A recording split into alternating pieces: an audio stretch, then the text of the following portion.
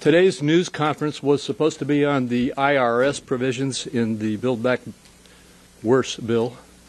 But before we get to that, I just want to go back to last week's topic, gimmicks.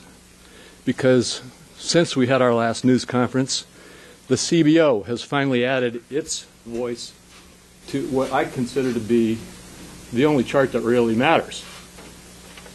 Last week we talked about the fact that Penn Wharton and the CRFB had both scored the bill without the gimmicks, showing its true cost to be $4.6 to $4.8 trillion. CBO has now joined in and said, no, that's actually $4.9 trillion.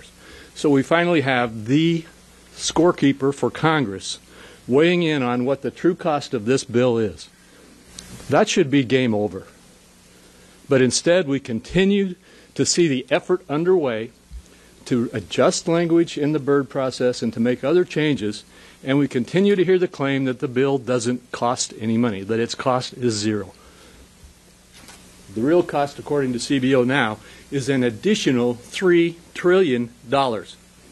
We've all been voting in a series of votes. The one that we're waiting to have come up next, that some of us may have to leave to go vote on, raises, or is the cloture vote on raising the debt ceiling by $2.5 trillion.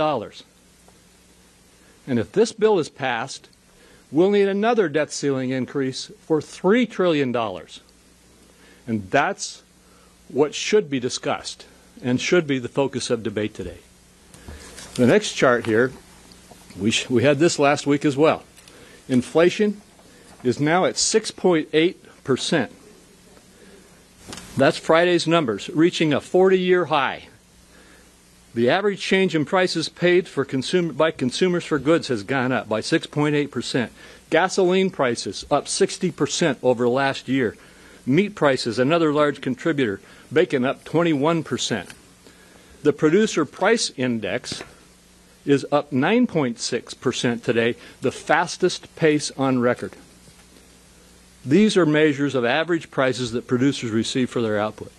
We have raging inflation, we have raging debt, and we have raging spending, and if this bill passes, raging tax increases that are going to harm the economy and further drive the inflation problems we face today. That should be the focus of discussion.